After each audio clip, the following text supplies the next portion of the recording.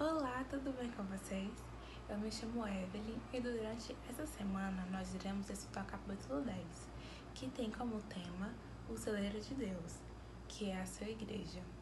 O versículo principal se encontra em 1 Pedro, capítulo 2, versículo 5, que diz o seguinte: Vós também, como pedras vivas, sois edificados, casa espiritual e sacerdócio santo, para oferecerdes sacrifícios espirituais, agradáveis a Deus, por Jesus Cristo.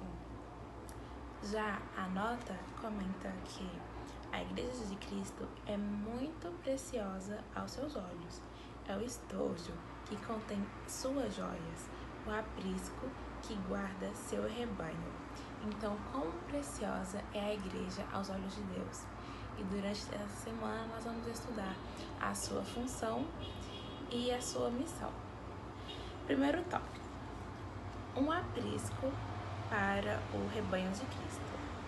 Por que Deus tem uma igreja na terra? Em 1 Pedro, no capítulo 2, especificamente no capítulo 9, diz o seguinte: Mas vós sois a geração eleita, o sacerdócio real, a nação santa, o povo adquirido, para que anuncieis as virtudes daquele que vos chamou das trevas para a sua maravilhosa luz. Então, a função da igreja é exatamente essa: anunciar o evangelho de Cristo, revelar o amor de Deus ao mundo. E a nota complementa muito bem. Diz o seguinte: a igreja é a agência designada por Deus para a salvação humana.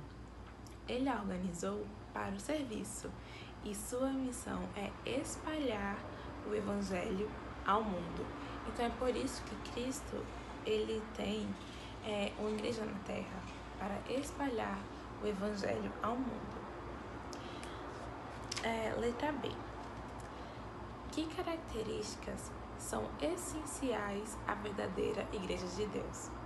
Em Apocalipse 14, no versículo 12, fala as duas principais características, que é o seguinte: aqui estão os que guardam os mandamentos de Deus e a fé em Jesus Cristo.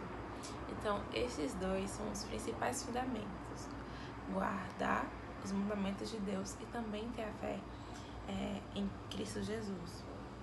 Já em Efésios, no capítulo 4, versículo 4 a 6, está escrito: há um só corpo e um só espírito, como também fostes chamados em uma só esperança da vossa vocação.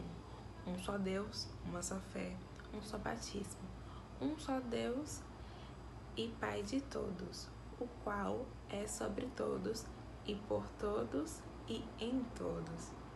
Então essa deve ser a nossa fé.